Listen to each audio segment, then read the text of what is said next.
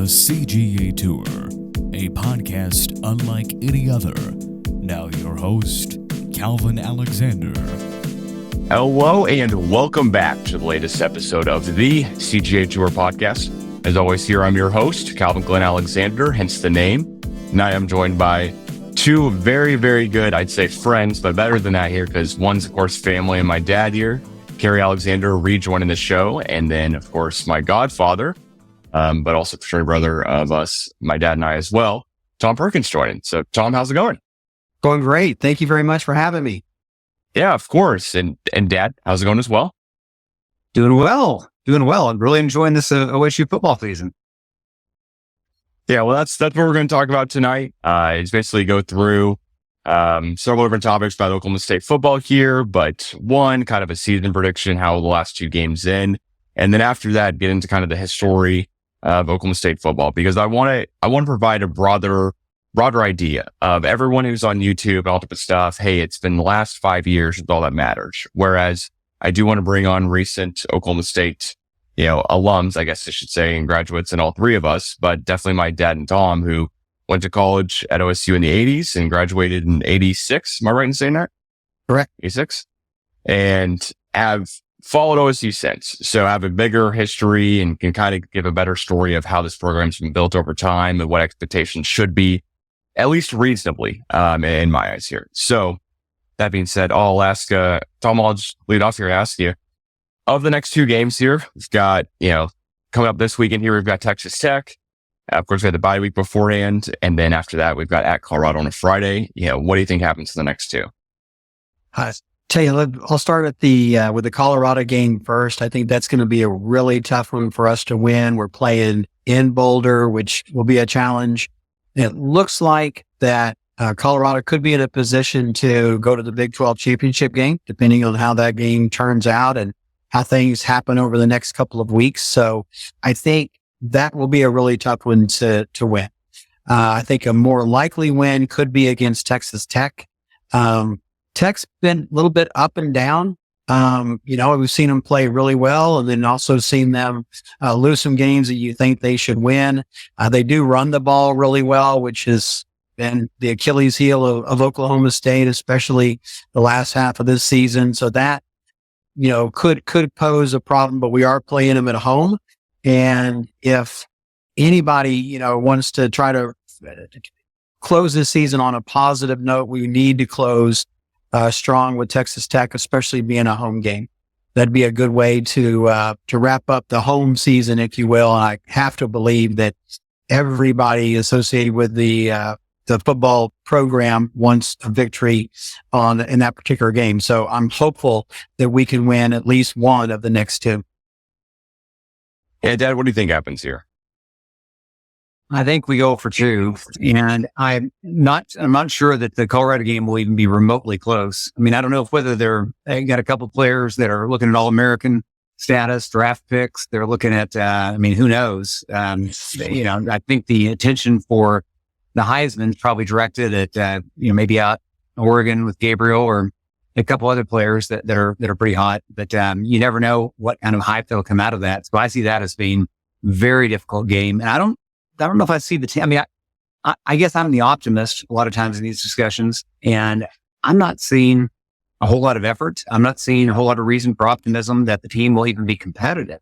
And it is such a, Jekyll and Hyde type situation of we've been one team for it seems like most of 17, 18 years. And then this team is so different than any team I can recall OSU putting on the field. And I can't even remember a season that's been more disappointing than this. Yeah. Do you think anything happens here in the coaching staff, just kind of go into the offseason a little bit? Do you think either coordinator is either fired or resigns? And if so, which one? I think Gundy will still be here next year. I think he's built up a lot of positives with this, with the program. He's been here a long time. And as Kerry mentioned, we've sort of had a bookend. We had a poor season his first season and a poor season this season, and in between, there's been a lot of positives. And so I think he gets a lot of credit for that. And although there's people that, are calling for fire Gundy, I don't think that's going to happen. On the coordinator front, I don't see any way that Kasey Dunn will be back as the offensive coordinator next year. I think that, if he was, I would have to really question, Gundy and maybe even Weiberg, why he's coming back. I think Nardo, it's a little bit up in the air. Certainly the defense has been horrible this year. He might get a pass because of some of the injuries. It didn't allow him to do some things that he may have wanted to do. But even bringing him back, I think he's got to surround himself with some coaches that help to coach him up. I think what we're seeing is that he may have been a little bit out of his league in the first couple of years in this league, coming from, a Division III program. And, but if he stays this year, I think that the leash is pretty short. He's got to show something really, really quickly in order to stay here long term. Yeah, I definitely agree with that. I agree that if one of the two guys stays, I think it will be Nardo, just because, like you said, the injury, losing 4 guys here and there that are All-American-esque, or at least just key starters on the team on defense versus the offensive side of the ball. I mean, I don't know how many guys we're missing, but it seems like we're missing maybe one guy off the offensive line here, maybe 2. So it just is, then they just a stark comparison here. Now, what do you think here as well with the coordinators at the end of the season? You think anything happens? You got to think something does. And I was looking at the headlines in papers, around the area where you just put in Mike Gundy and you just read the headlines, and there are headlines all over the place. Oklahoma, the major paper in the state of Oklahoma, the Oklahoman, has an article today that Oklahoma State football's house is on fire, but fans left to wonder if Mike Gundy knows it. And that's kind of what the tone has been. I've listened to some other podcasts that have called for Gundy's head, and that or actually more than that, said that he's likely to not want to make the changes that are necessary, and that will be what changes his tenure here at OSU, is not making those changes. As far as those two, I don't know if Nardo is so. It was such a big leap, and Gundy's picked out a lot of coordinators that have come from left field. Knowles wasn't a household name when Gundy picked him off. I think it was at Duke.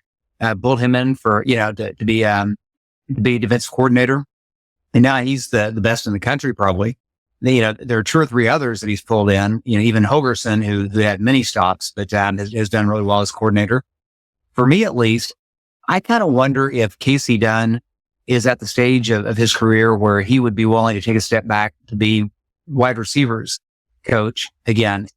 How many wide receiver coaches, and assuming he did a lot of the recruiting, have been as prolific as he was in that job? I mean, you look at the number of receivers, even this team right now, it's astonishing what talent we have there. And it's a waste.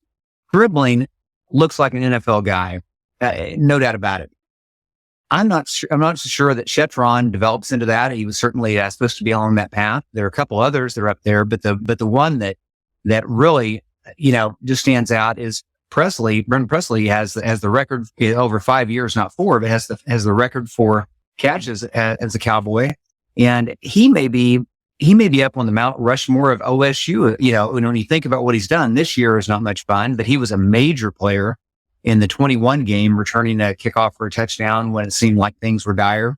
And then in 23, he was the horse there. And this year he's an All-American if they give him a fair look, and is that talented. So I would like to think there's a way to get someone in that's an innovative coordinator, Kasey Dunn, and no one ever does step back and be a position coach. That would be instead of being the offensive coordinator, but he's got to be shifted off those duties. There's no doubt about that. And I don't see anything Nardo's doing that impresses me. Last year, he had good second half, corrections, but he also had the security blanket of several players that are gone this year. Yeah.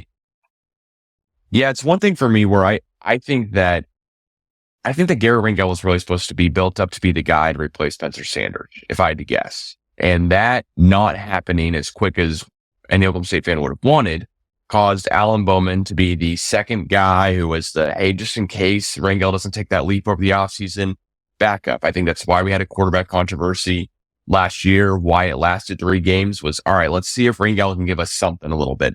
I don't think Gundy went into the whole idea of having his son on the team and said, you know what? He didn't have any Power 5 offers, so I bet he's going to be the starter no matter what. I don't think he's that blind to see the talent at the quarterback position. He's had historically good quarterback seasons overall. And because Rangel didn't take that step and Bowman was forced in the role, and last year he played extremely well. This year it's a different story. That's caused what we have today as like just what's going on with the offense. But that's a very long way of saying, hey, our quarterback isn't the best guy on our team. But we knew that coming into the season. So I don't know what the offensive coordinator does in that situation where he goes, hey, coming into the season, I know the best player here is the running back on the team. And we're still going to try to just throw it and have Alan Bowman be at least at some point in the offense. That's a focal point because we just haven't been able to run block. I also just agree though. I mean, at the end of the day, I think Kasey Dunn's gone. Is this the worst OSU season under Gundy so far? And I'm not asking necessarily off of expectations coming into the season, because I think that's without a doubt a yes. But is this the worst season under Gundy? Paul, I'll ask you first. No question. I'll jump on that one real quick. No question. I mean, I've lived and died with OSU football since about 1983, when after my first year of college, I was converted from being an OU fan for the first 17, 18 years of my life to being all in for OSU. And there's been a lot of success, and Gundy was a lot of that. Well, he was a player when we were there, Tom, and toward the end of our career, he was there as a player, and he's been such a legend out there. And it's so inexplicable. I remember disappointing losses, crazy kind of comebacks that we might have lost at the end, and different, heartbreaking kind of things that happen in OU games and all that stuff. I don't remember watching that many OSU games where the team just isn't competitive. It's just like, yeah, we're not going to compete here. And you're sitting up in the stands with your 17-year-old son. Never happened with you, Cal. I mean, we never had one of those times like, yeah, we just were pathetic. Let's just, and trying to, just kind of enjoy the day and the atmosphere, because the team just isn't playing well at all. And you add to it the promise for this year of thinking this might be a year that not only could we win the Big 12, but that we could be competitive beyond that with an incredible, talent at running back. And then, like I said earlier, at least 2, if not 3 or 4 high quality NFL type receivers that should make a big difference that you don't have. And we never have linemen coming back and depth at linemen. And we had that plus the transfer Isaiah Glass from Arizona State. Just saying it's a pure season, it's the most disappointing. But then you add to it the 2 more factors. 1, that we had high expectations, and 2, that we're just not even competitive in games. The game just kind of floats away and you're like, why am I still watching this?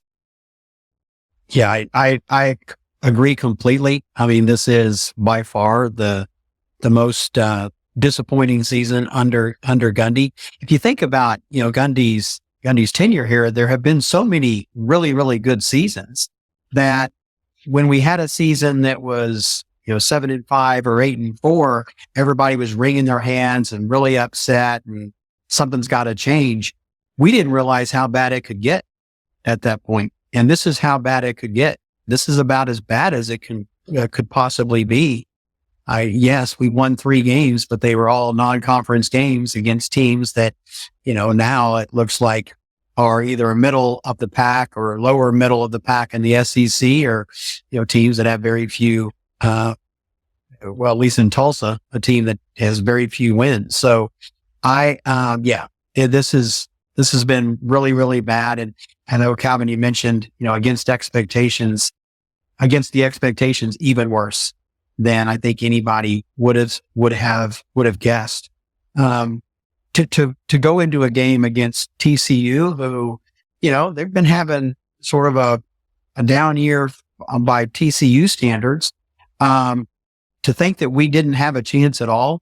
And then to realize, after the game that, we were right. We didn't have a chance. In fact, the game probably got, the score was a little better than maybe what we played. Yeah. Which is hard to believe. Yeah. This is by far the worst. I got a question for the two of you. So looking at what we might be able to do to get out of this rut and move forward, I am still a Gundy fan, and we've, because of unique circumstances, I've been able to talk to him and be around him some, not a ton, but be around him some over the years, and have always been impressed. And even one-on-one, just talking about the Remember 10 run and that kind of stuff. He's got a sense of charisma about him, and he's a draw. He doesn't seem to have a huge, I'm going to get out there and wow the recruits and bring in, but he identifies great level recruits. And so if you look at this year as a complete anomaly where it doesn't happen, it hasn't happened before, what does he have to do to get this thing right? And Tom, you watched, Baylor, defense over the past couple of years. You've had a daughter went to school there, and you went to a lot of games. What would happen if next year Gundy relied upon some of the senior type smart coaches that he's respected over the years and hired Gary Patterson to be the coach of the defensive coordinator next year? Had him come in to do that. And then for offense, someone kind of similar to that's been out there and really turned over the recruiting to a younger breed of cat that would bring in, a lot of young players. It's all NIL now, so you'd have to be smart with that. Do you think hiring someone like that would be a has-been that would set us back, or would it be possibly a stabilizing situation? Yeah. I think your comparison to Baylor, and just because I have been pretty close to that program with my daughter going to school there the last 4 years, is a pretty good comparison. And I'll tell you the first thing that Gundy has to do, and this may be the hardest thing for Gundy to do. And you mentioned it earlier about one of the articles that you had read, I think in the Daily Oklahoman, is he's got to admit that there's a problem. And that's one of the things that Dave Aranda did at Baylor. Aranda knew that he was on a very, very hot seat, and that if he didn't make big changes, that he wouldn't be there. And I, of course, don't know what happens inside the Oklahoma State football program any more than I know what happens inside the Baylor football program. But I do believe that Aranda probably went proactively and said, hey, here's what I'm going to do. And what he did is similar to what you just described. He brought in he fired the offensive coordinator, brought in an offensive coordinator that had head coaching experience, Jake Spavital. I think Gundy would do really well to bring in somebody like that. He brought in a recruiter, somebody that is known far and wide throughout Texas, beyond Texas, as being just a dynamite recruiter. And I don't think we have that person on staff right now. So I think Gundy's going to have to bring in somebody that can handle that. Somebody that handles recruiting of high school athletes, and then of course of college athletes, given the era of the transfer portal. And I think those are the first thing. He's got to admit there's a problem, and I think somebody's got to be willing to give him some feedback. This is where Chad Weiberg is going to earn his stripes, since he's got to sit down Gundy and say, listen, you got to stop talking about NIL. You got to stop talking about the fans. You got to stop talking about your disdain for this and that.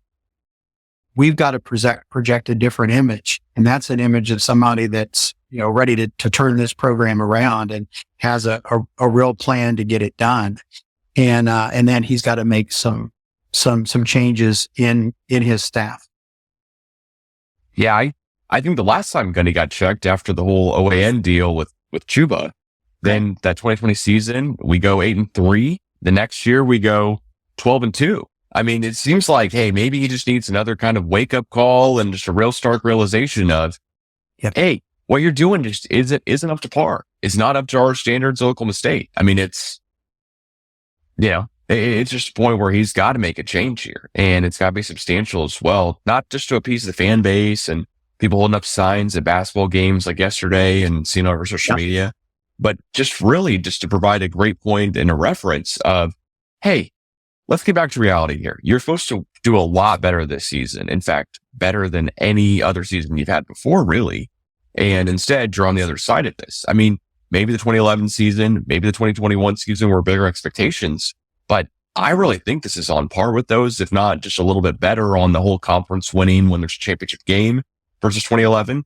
And then 2021, that was kind of a couple of games there are fool's gold. We went 12-2, but oh crap, we lost that one. And then, oh my gosh, we won Bedlam. And okay, now we won the Fiesta Bowl. It was an amazing season, but it was not built up to be that. And going backwards, back to 05, for Gundy's last season where he had a losing record, his first season. He has Bobby Reed as a freshman playing a lot of games. He has the leader on the team is Al Pena, for Oklahoma State. Yeah. Like he's the leader in yardage. And then the other guy getting, some playing time there is Donovan Woods, and we're 4-7. This is the year where it's Alan Bowman and it's Brandon Presley and it's Ollie Gordon and it's Stribling and it's, freshman tight end who's highly scouted and recruited and Josh Ford who's coming out of Stillwater. It's all these guys. The favorite thing I have from the season in review before I was prepping for this season is the Oklahoma State Thunder starting lineup last year is younger than the Oklahoma State football is offensive line on average. Yeah. These guys are 23 plus. They're definitely doing a couple extra years of college, and I don't blame them, of course, from what I did. But it's got to be one of those things where I'm going, hey, you know what? This is really it. So how does Gundy pull those guys back in check? And what changes are made? I agree with you, Dad. I think that something's going to be made no matter what.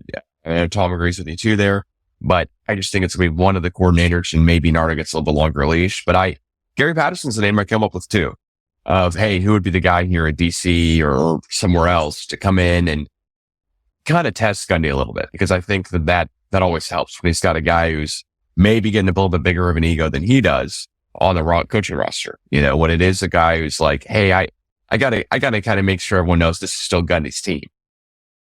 So Patterson, what do you think? Patterson's 64. And, he's bounced around a little bit. He was an assistant to Sarkisian at Texas and then in Baylor doing his thing there. And I wonder if he would come and do the same thing. I don't know if he would. I don't know if that'd be of interest to him to be a defense coordinator, but just to say, hey, you've been the top of the top. You had a team that went almost all the way, all these different things that you've done. And now you get a chance just to be defense coordinator, focus on this and make things happen. Maybe recruit some, but do that. I wonder how that would look.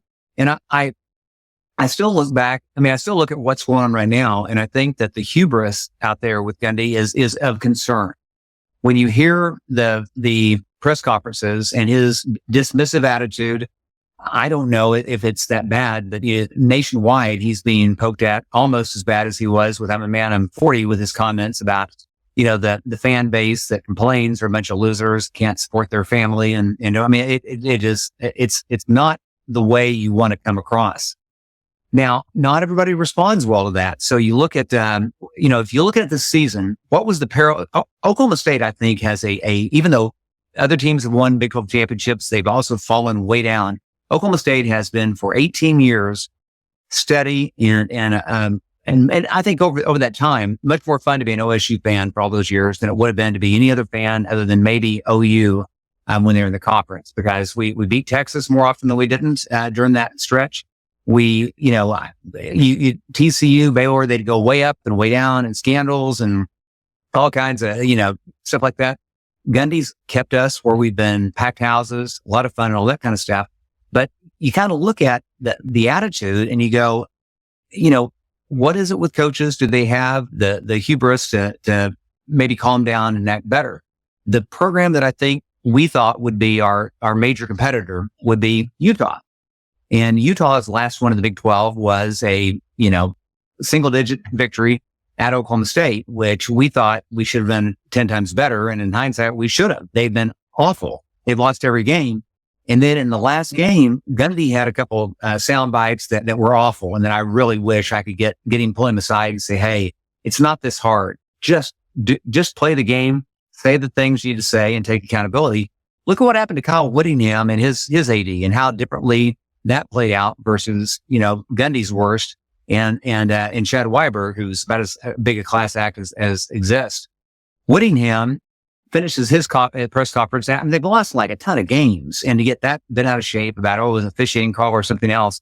I mean, maybe, yeah, but he throws a chair and storms out, and then his AD comes in, and ADs do not come, and that does not happen. Calvin, you know this, been in the media. They do not come in and sit and do this kind of thing. Comes in and rips the Big 12, rips everything, and throws a little pity party. Not everybody reacts well to losses or challenging situations, but Gundy needs to be better, even if others set a far lower bar. He needs to be better at this. I'd also sort of get tired of hearing people say, "Oh, that he's lost his players, he's lost the team. The team isn't responding to him." But part of me has to wonder, where are the players that are on the team right now? Where is their head? How much are they into this? I mean, they haven't been 3-7 before, and so it makes me wonder. I see some of the play on the field, and it makes me wonder. Okay, just how hard? I mean, I don't want to question that they're playing hard.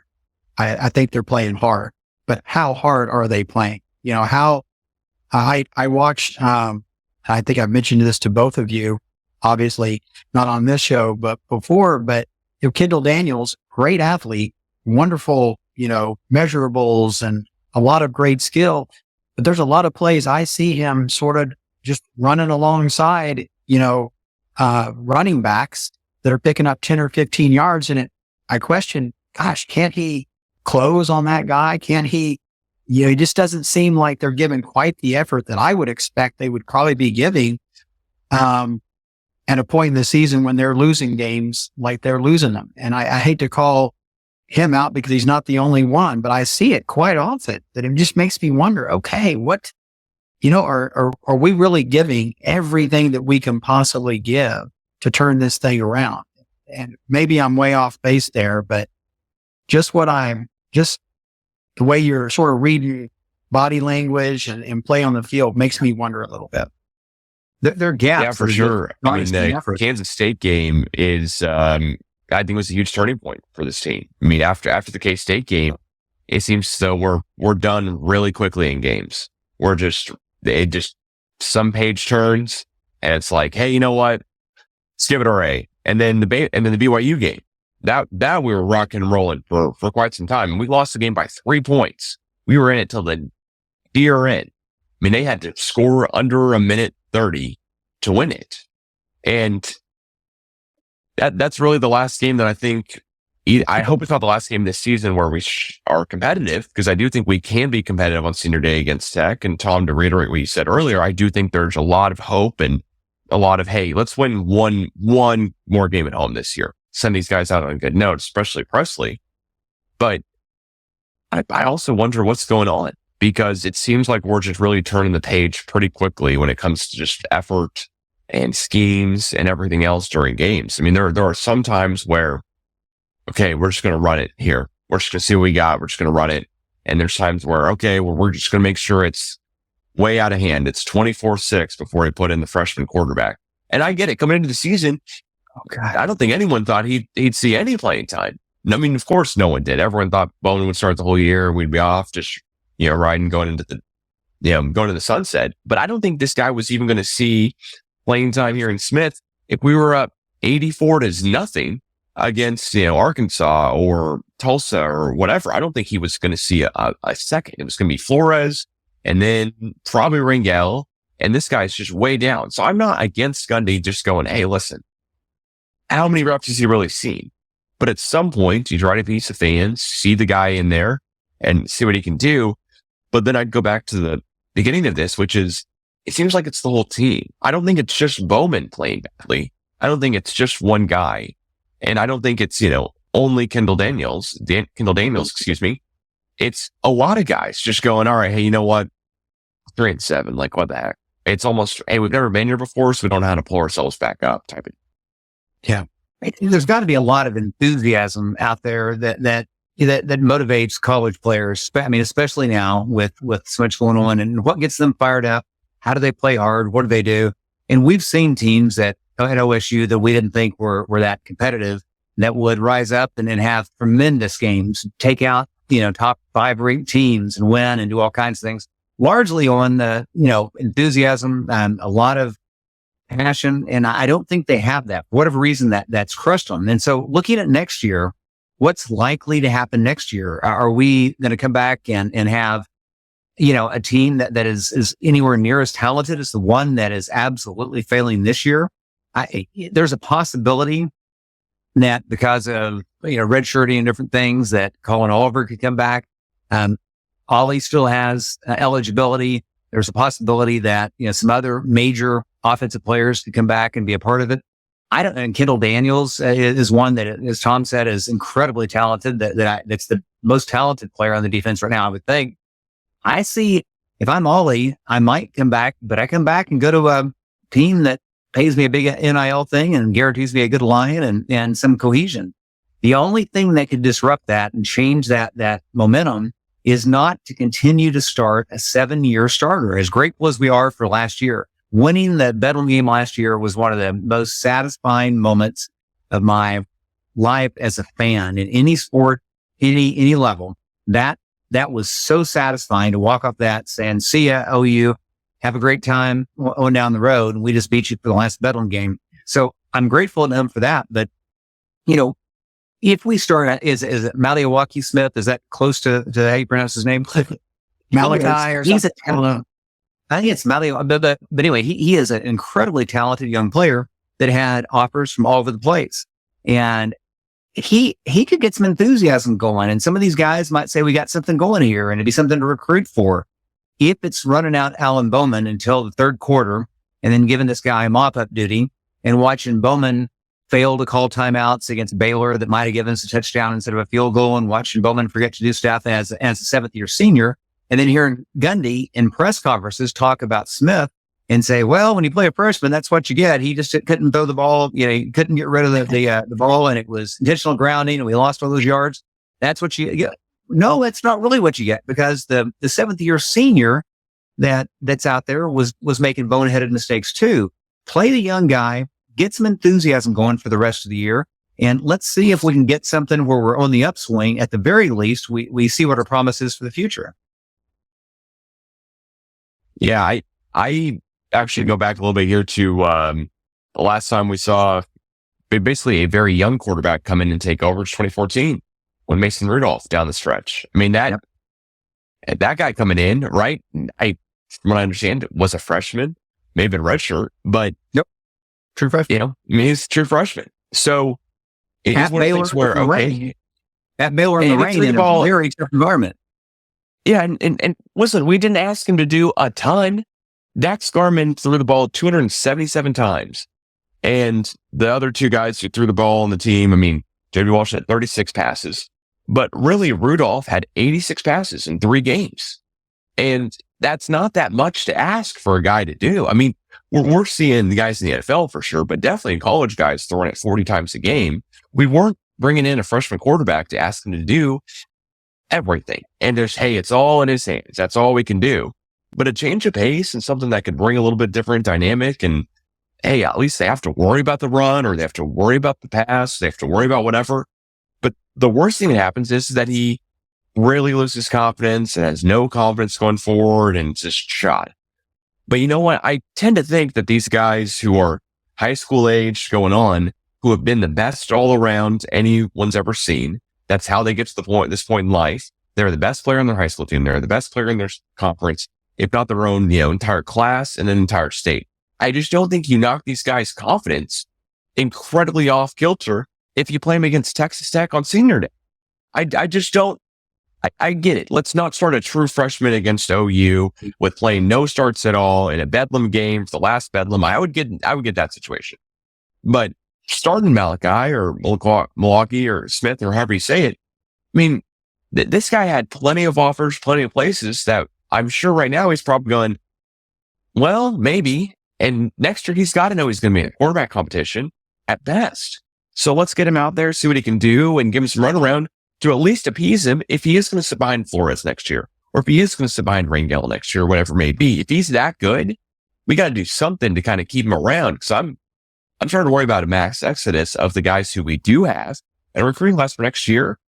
just wasn't going to be that great because that's how generally Gundy builds out the guys. See, 2 or 3 years in the program, really, really good. And then, it's a new group of guys for a little bit building. It just sucks that this year is the building when it was supposed to be the pinnacle. So, Tom, I want to ask you, what do you think about playing the quarterback and not being Bowman? I think I agree with both of you. I think that, first of all, of what I've seen of him in games, he hasn't been a whole lot better and certainly not any worse than Bowman. In fact, there's a lot of throws that he's making that are really good. He can run the football. He's going to make mistakes. And so is Bowman. I'd rather a freshman make mistakes at this point in the season and feel like I've got a future here and maybe I can play some next year, than not to play him at all. I think one of the things that Gundy has to do is he's got to recruit his own team right now, because you mentioned it. He's at risk for losing some players going into the transfer portal. And if he wants them around, he's got to make sure that he shows an interest and keeps the players that we need in the program. There's no question we're going to have to be aggressive in the transfer portal. In the off season, I mean, if the players that are the best at that their positions at Oklahoma State are giving us what we've got right now, and the players that are behind them aren't any better than that, then we better find some other players, to come in. What I think could happen is you take, is it Austin Kowecki, who I think he, played pretty well on the offensive line and when he's been in there. And actually, I think he was in against BYU when we ran the ball much, much better. He's injured now, but he's a younger player that, came in and played on the offensive line, in place of somebody that was much older and had much more experience. And I think that's an example of what can happen when you give somebody, some playing time and let them show what they can do. Now we know we've got somebody that can come in next year and probably start where we wouldn't have known at all if he hadn't been given a little bit of time this year. Yeah, I do wonder how we look at it next year, and also think it's just about recruiting. We're currently by 247 here, 12th out of 16 teams in Big 12 next year in recruiting rankings, and it's all by a couple points off here. I mean, we're 4 points off of basically being behind Iowa State, and then they're 4 points off BYU, et cetera here. But it's just not great when you're 12. I mean, out of 16 teams, and that's never a good look. So recruiting the guys who are currently on the roster is going to have to be a big selling point. And I would figure one of the 3 quarterbacks who thinks they're going to be the kind of the starter next year, Smith's getting some playing time since Flores got none, and Rangel having the most success of any quarterback so far this year on the roster. Before he got injured on the play, he got injured. It is something to say as well too, and he's building up to his senior year. I mean, Rangel still has eligibility left. He played in 2022, so it's one of those things where how can we get these guys to stick around? Rodney Fields, Trent Rowland, these other guys as well too, who are the backup running backs, et cetera, that show some promise. But, I don't want to sit Ollie, right? Like, he clearly, I don't think is the issue. But then again, I'm like, hey, you know what? There's just some tackles last year. He just busted through. It didn't matter what our rush scheme was or our running blocking scheme or whatever. It just was, Ollie just made a play. And he made those plays in the BYU game. Would love to see him try to bring that same energy and stuff. And also would love to see Gundy kind of bring the players back in a little bit more. Every single time we start off a game and the other team makes a sack or gets a big hit or whatever, they're jawing at us like no other. And all that makes me think is that we were jawing first, or we came into the game saying something, or we were doing something to at least keep them going. I don't think we're not at completely zero fault here when all the jawing happens. When you're playing off of a bunch of emotion and you're this talented, maybe that's getting to you as well too. Hey, we should be a little bit better. We shouldn't be playing with so much emotion. We should just play really level-headed. But I do want to ask both of you guys as well too here. I know we've talked a lot about, hey, we hope this happens. We think this happens. But like realistically, seeing Gundy as head coach for the past 19 years here, what do you think actually happens here going forward? Do you think that which coordinator happens? Do you think there's a certain guy. Do you think there's some type of other staff change that happens here as well too, whether it be, kind of defensive line or quarterbacks coach or whatever? And Dad, I'll ask you first here. I think there's about a 33% chance that Gundy walks away and retires. I think that's a 33% chance. So it's unlikely that so just to be clear, it's not a zero possibility, but it's also not more than, a third of a chance. But I think I can see the dominoes going into place. I don't see the Colorado game being great for us. I mean, it just doesn't. I mean, maybe things, we've won, blah, blah, but this team has not been competitive. Tech has a lot on the ball, and they seem better coached and more motivated, and, we'll see. So, it rolls out to an end like that, and we lose every game in the Big 12. And there are hard conversations at the end of the year, and Gundy says, you know what? It's time to step back and let someone else take over, and that's it. I think that's a possibility. I think there's also a 33% chance that we catch a little bit of wind, not great season, but a little bit of wind, and Smith comes in and plays, for the last two games. Now, the next game we play is after the 2-week bye week. So we're off this weekend, and it's going to be senior day. And it's kind of hard not seeing Bowman start the first drive on senior day since he's been there for the program. But boy, there ought to be a quick hook. I mean, if it's not there, there was a quick hook on Bowman. We played Utah when, in the fourth quarter, he kind of moved us a lot. Why was there a quick hook on him at that point when we had all of halftime for him to get kind of a change of pace and not more recently?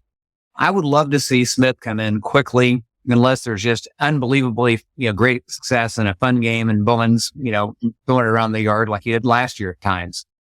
So that's a third of the chance too. So we get Smith in, we feel like we've got something going, we win one of the last two, and away we go. But I think the most likely thing is some minor changes. Gundy kind of digs in and keeps one coordinator, maybe shuffles the deck a little bit, and not a lot changes. And next year is far worse. And that's unfortunately what I think that we're looking at is, modest changes and a season next year that the fans are going to be really discouraged because there's not the kind of changes that need to be made to give us confidence moving forward. Yeah, I agree with especially the last part of that. I think Gundy stays. I think Dunn is gone. I don't see any way that he's retained. I think Nardo stays. I think the offensive line coach, is it Dickey? I think he could be he could be under. He may be gone as well. I mean, the way that offensive line has performed with the amount of experience they have, and that's inexcusable. I think there's probably someone on the defensive staff, possibly a defensive line coach, that could be gone as well. I know they've made some changes over there, and they've got some good coaches there, but the defensive line is poor.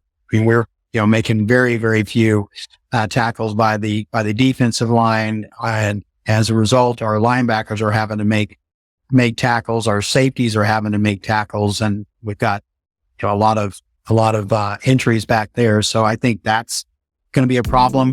My biggest worry is that Gundy doesn't embrace the transfer portal the way that he needs to embrace it in the off season. And I think he's going to have some players that are going to leave, and maybe some of the transfers are good. And, it opens up a spot for somebody else to come in and to be a part of the program. But there could be some people that transfer out that we don't want to lose. And, I don't know exactly who those could be, but that would be a concern. And then we've got to be much, much better at bringing in players. I mean, we brought in Stribling. That was a great get. I think, we got to bring in a whole lot more players like him. The good news is that there are some blueprints for doing this really, really well. Kurt Signetti at Indiana. I mean, they've been not even close to where Oklahoma State has been over the last, 10, 15 years or longer. But man, in 1 year, And he got a lot of players from James Madison and, where he had been. And so that way, and they were good. So that helped a lot. But it's an example of how quickly you can turn things around when you embrace the transfer portal and bring in players that can play immediately. And we're going to have to do that. I mean, Glass comes in this year and plays, but I don't believe there's anyone else that came in through the transfer portal from last year that has contributed. We're going to have to bring in a lot of players that contribute this offseason for next year. Yeah, that was one of the biggest things this year. So we were bringing back 20 of 22 starters on both sides of the football. But the injuries on the defensive side, and honestly just wanting to see more out of the offensive side, those transfers would have definitely made a big difference this year for sure if we already had them on the roster. I'm curious as well. You're telling it's tough to give a kind of a score prediction here, kind of 2 weeks in advance against Texas Tech. They've of course got a game this weekend here as well. And recording this 2 weeks kind of in advance of it. But what do you think the score prediction is here for the Texas Tech game? Well, it would seem like a betting person would say that they score 38 points or more, since that's exactly what's happened in the last 3 of the last 4 games or something like that. So I think Texas Tech, I said earlier that right off the jump that my hope is that we can win 1 of 2 and that Texas Tech would be the most likely win. I don't think we're going to win that game. I'd be really, really surprised. But, I think it's going to be a little closer, and I think we're going to score some points, but it may be, we may score 28 and they may be closer to 38 or in the 40s. And Dad, what do you think as well here? What do you think happens? You've got me. I mean, Texas Tech started off and they beat Abilene Christian, which, by the way, they do have a football team, 52-51. They beat them by 1 point. And then they played Washington State, which is ranked number 19 in the country. So, but they're playing in a conference of 2 teams, I think, at this point. And I have no idea who they've beaten, but they pounded Tech, beat them by 3 touchdowns. And then Tech kind of, as bounced around and ended up on the better part of several games. They played a bunch of close ones. They close one to Cincinnati. Baylor whipped them pretty good. And TCU beat them by 1 at TCU. And then they beat Iowa State, which I think that made Iowa State's first loss. And then, so they're not great shakes. And we tend to beat Tech. Even when we're, having a tough year, that they haven't had our number since Crabtree left, for a decade or so. So I would like to think we could be competitive, and we would play them close, and maybe a 31 to 24 loss, something like that. I'm always hopeful, and it's going to be 2 weeks off to think and prepare. Was the Baylor game? Was the BYU game after the bye? I think it was, and if it was, we looked kind of weak before then. Kansas State, obviously, and all that stuff. And the team came out and played really well after the bye against a pretty tough, BYU team. So if we have that same kind of response, then we might actually come close to pulling it off. So best case, maybe 31-24 Tech. Wishful case, 34-31 us. Yeah, we'd love to see us get a win here to close out the season with a somewhat of a high note, just because I don't think that Colorado game's going to go well at all either. And yeah, my score's probably somewhere in there too of, 27-24 us if we do win and somehow, some way, if, we pull it off here, but we're not going to put up a bunch of points. We haven't done that this season. The last time we scored more than 30 was against BYU in the game that was close. And, it's just, I did not end the way we wanted it to, of course, here. I do, of course, want to say thank you guys both so much for joining here on the episode of CGA Tour podcast. Any other kind of closing thoughts here about the program or football in general?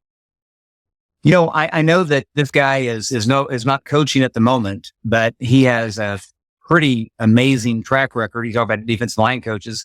He actually was on championship teams back in his days at Oklahoma State, and even played on the same defensive line as Leslie O'Neal. And as I understand, he might be free and available and on the market to be a coach down the road. Tom, is that event any interest? I think that my size, 5'6", and I'm going to get a lot of respect from the players. Maybe my age might give me a little bit of respect, but I think I'm going to have to sit this one out. I may be better for 40 minutes on a podcast than I would be for 15 games, 16 game season. But you were nose tackle at Oklahoma State for a fraternity team that went to the championship game, and you also played on the same defensive line as Leslie O'Neal when you were young in Arkansas, right? Leslie and I were friends. He grew considerably after I left Little Rock in the 10th grade. The next time I saw Leslie was our freshman year at Oklahoma State, and he picked me up, and I was eye to eye with him. And so that's how much things have changed. Were your feet knee to toes? Yeah, pretty much. Yeah, I was about a foot and a half off the ground. I was eye to eye with him, but it's so great to see what he's done and all the great things he did for Oklahoma State. And I think there's probably some players on the team now, or some players that'll be on the team soon that can do the same kind of thing. It's exciting to watch those kind of people, good people, do great things at Oklahoma State and beyond. Cal, my last comment would be, this is going to be a very interesting year. We're in the first year without Texas and OU and the Big 12, and the Big 12 being a legitimate conference that can be mentioned as, one of the best football conferences in the country year in, year out. SEC has been up there, but I would have put us even with the Big 10 a lot of the last, several years, the last 15 years, with OSU being good and the other teams we had. Now that there's kind of a hierarchy of tier 1 is SEC, Big 10 just a little bit behind, and then ACC maybe in that slot between the Big 12 and the Big 10, and then after that a drop off. Football is going to change a lot, and if we are in a cycle where we're kind of down, the fans kind of sour, we have a coaching change, and that can be a complete wild card because you don't know when you're going to get your next 18, 19 year coach to come in that can take us to winning seasons from the first year until the current year. He had a run of 18 years. This is going to be a big season, and I've had so much fun with Tom, with you at games. We're in college, and Calvin, you going with me, for years. That is such a part of my life that I'm really hopeful that we find a way to get back to where we were and keep that packed stadium full of fun and singing, with Garth Brooks in the third quarter and all those fun things and get back on track, because it's an important tradition for a lot of us that are OSU fans. Yeah, I think the last thing that I would say is that, as we record this episode, Steve Lutz has led Oklahoma State to its first 2 wins of the season. And obviously he's, had to come in a very adverse situation with a lot of people that have left, and he had to really turn over the roster and use the transfer portal to bring in a lot of players. Who knows what the season is going to bring? It's going to be a challenging season given the strength of the teams in the Big 12, but perhaps he could be a great influence on Gundy. And perhaps they can sort of work together and they can, help each other, through a really tough time, because obviously we're talking about football today, but the basketball team is having some challenges too. I do think that Weiberg is a great leader, and I think he can, really, help the athletic department go through this particular time. But, I'm excited for what the future holds. These kind of times are when you really learn what kind of program you have. And, I'm confident we can turn it around and better seasons are ahead, and hopefully really soon. What he did with the wrestling program was so impressive. I have a lot of faith in what he can do if we have to make changes. And I think, Lutz was probably in the 4 or 5 coaches that everybody mentioned that we would be lucky to get when the season changed. And I spent time with him just through happenstance. Very soft and thoughtful guy. Seems like he'll just work his tail off and put everything into building it. And this is his first chance to really have a major program. So Weiberg has he's been very good at what he's supposed to do as a director. And I think he'll help Gundy get on the right track and maybe make some changes. So we might have the kind of support that Gundy needs to be successful going forward. Agreed. Yeah, I think the one thing so far from Lutz, I've listened or watched both of his press conferences, and I hope Gundy's kind of looking and paying attention to how those are being received, because his press conferences, he's very honest. He's saying, hey, listen, we're not going to score 90. We're not going to score this in a Big 12 game. We've got to be better. But we also can't let 80 points go to a non-Big 12 team. Like, we're not going to win that way. And he's very on top of his players. He's very aware of, hey, usually your defense is the best and then your offense. And, well, what does that say about our team right now? I mean, he's very honest, and it's one of those things. He's not calling out any player individually. He's calling out the team. Needs to have better effort, needs to go into that. But he's kind of bringing back, a little bit of the Oklahoma State. Hey, that's how Gundy used to talk about the team. Back in 2005 through kind of 2010, it was always, hey, we got to work on this. We got to really be doing this. Gundy's brought in a lot of highly touted recruits, I think, because he did have that. I'm a man, I'm 40. I'm going to back my players here on a public platform and be known as that, and be known as the guy who has, that going, where Justin Bieber had it as his ringtone, at one point. That's how famous that whole deal was with I'm a man, I'm 40. So it's one thing for me to go, hey, you know what? Gundy's done. He's got to go. But I don't think I've ever been there. I'm glad to hear you guys are not in that same boat either. And to put a bow on it, I'm excited to see what change happens, because no matter what, I think that what Kenny Gajewski and the softball program's done, just to rise up out of, I don't want to say nowhere, because we definitely had some promise beforehand, but to really be put on national stage and be making the College World Series every single year, it seems, and the expectations only going up from there, for wrestling to have the guy who this year was bronze medal in the world in wrestling be now the head coach for Oklahoma State to replace John Smith. And I mean, he's won Olympic gold medals too, and he's done everything. But to get that guy away from Penn State and to get him to Stillwater and to bring a bunch of other guys into Stillwater, David Taylor's going to be one heck of a great wrestling coach. And then to see Steve Lutz, who was a highly touted, highly coveted guy who used to coach at Texas A&M Corpus Christi, definitely has his roots down in the Oklahoma, Texas area, isn't just some dude from the East Coast in Kentucky who came out of Western Kentucky after getting them to the, March Madness. So and I think Weiberg's hiring all the right guys. I think that all the right people are at the right jobs. J.C. Hoyt's also done great with the women's basketball program too. Tennis is national champions or runners up, it seems, almost every year now. There's so many good things I can talk about. It's the whole deal. I don't want to be short-sighted and just focus on football and be like, oh man, woe is us. It was just so bad. I want to be thankful for all the other sports going on, but I do trust that Oklahoma State and everyone there, president and athletic director, et cetera, are all going to make the right choices here going forward. And, basically have all the tools at their fingertips need to do so. And they've proven it. It's not up for debate in my mind. So they definitely are going to make the right choices and correct it. And hey, maybe Gundy will go back a little bit to his old press conferences of date and, call out the players a little bit and not call the passing game. Oh, the passing game was bad, but not specify which player when there's only one guy who was passing it for most of the game. So really want to see, more honesty and more, brutalness out of Gundy. And if Steve Lutz ends up being a great head coach, well, then all of a sudden Gundy's going to have to pull himself in check if he wants to be the big male on campus still, because, hey, you know what?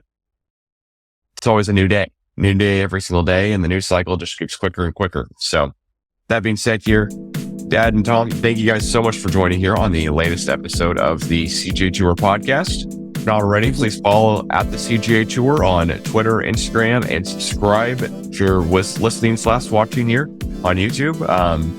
Dad and Tom, thanks so much for joining me again here. Thank you. Well,